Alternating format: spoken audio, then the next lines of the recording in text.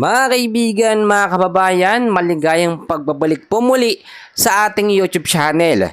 So i-update ko muli kayo sa lagayan ng ating panahon ngayong araw po ng Miyerkules, June 11 na po, 2025. But before that, please huwag niyo mo lang kakalimutan na mag-like and subscribe para lagi ko kayong ma-update sa ating mga weather update. Sa kasalukuyan ho, no, ay nasa labas na, no, or nasa labas yung ating minomonitor na tropical depression or tinatawag din natin na mahinang bagyo. Alamin natin yung lokasyon nito at kung ito nga ba ay nakakaapekto sa ilang bahagi ng ating bansa.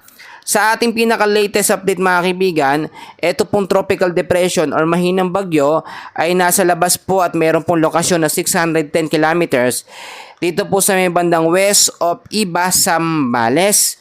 At meron pong lakas ng hangin nito na 55 kilometers per hour. May bugsong pumapalo up to 70 kilometers per hour. At ang kilos naman niya pa northwest sa bilis naman na 10 kilometers per hour. So ngayon wala po itong direktang epekto sa anumang bahagi po ng ating bansa. Pero kung titignan natin sa ating pinaka-radar mga kaibigan, may tsansa po na muling bumalik ito sa loob ng ating Philippine Area of Responsibility bilang isang bagyo pa rin. So hindi pa rin natin inaalis yung mga posibilidad na magkaroon ito ng direktang epekto sa ilang bahagi ng ating bansa dyan sa Luzon, Visayas at Mindanao hanggat hindi pa ito totally nakakalayo ng ating Philippine Area of Responsibility. So patuloy natin yang imo-monitor. Sa ngayon meron pa rin po tayong mga apektadong lugar nito nga pong habagat, southwest monsoon, no? Or mga localized thunderstorm na madalas po sa hapon.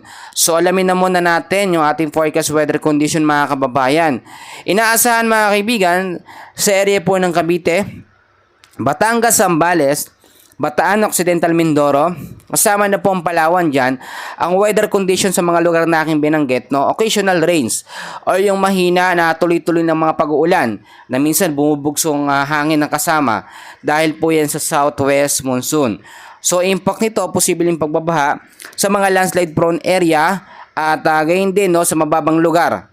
At sa area naman ng Metro Manila, kasama na ang Visayas, Bicol Region, the rest po ng Central Luzon, Calabarzon, kasama na ang Mimaropa, weather condition natin dyan, cloudy skies with scattered rains and thunderstorm. Yan po yung mga kalat-kalat na pag-uulan madalas sa hapon dahil po yan sa southwest monsoon.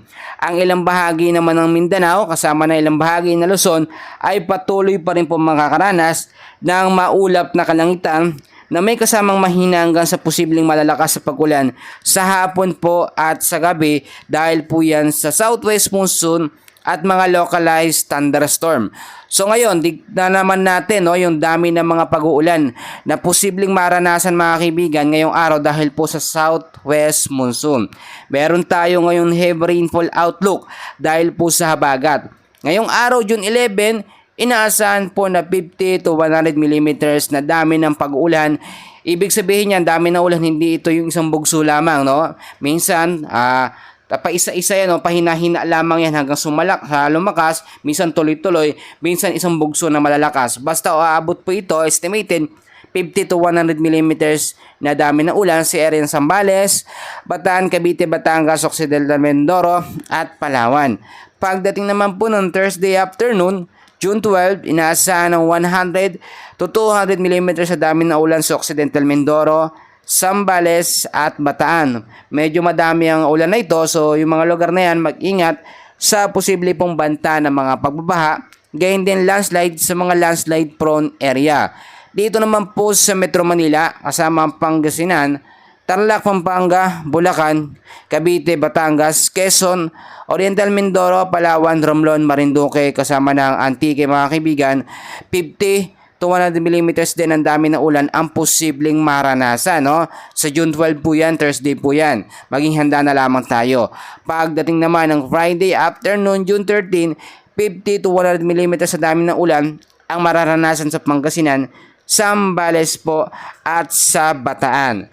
So mga kaibigan, dahil po dito sa tinatawag natin na tropical depression or mahinang bagyo sa labas ng ating Philippine Area of Responsibility ay patuloy pa rin nakakaranas ng medyo maulap na kalangitan, no?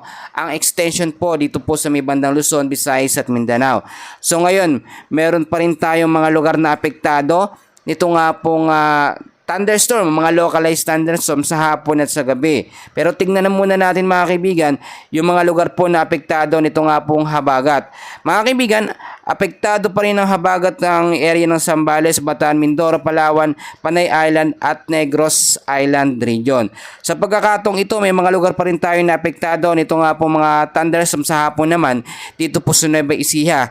Kasama dyan ang Palaya, General Tino, Pantabangan, San Jose, Karanglan. Sa Bulacan naman, kasama dyan ang ilang bahagi po ng San Jose del Monte, Bulacan, Santa Maria, Doña Remedios Trinidad. Sa Quezon, General Nactar, Infanta, Real, Mauban, Lucena, Tayabas, Tukban at Sampaloc. Sa Rizal naman, nasahan natin mga kaibigan ng Tanay, Baras, Pilya, Alahala. Sa Laguna, Santa Maria, Fakil, Mabitak, Fami, ilang bahagi ng Pampanga, Zambales dahil po yan sa tinatawag natin na localized thunderstorm at southwest monsoon. Minsan kasi combination ho sila. Inaasahan din ang katamtamang pag-uulan hanggang sa posibleng malalakas na may mga kasamang pagkulog at pagkidlat pagdating naman sa hapon at sa gabi sa ere po ng Tarlac, Batangas, Bataan, Metro Manila at Cavite. Sa ngayon yan muna ang update ko sa lagay ng ating panahon, and please makikiusap muna ulit ako ng isang like and subscribe para lagi kayong updated sa lagay ng ating panahon. Maraming salamat po.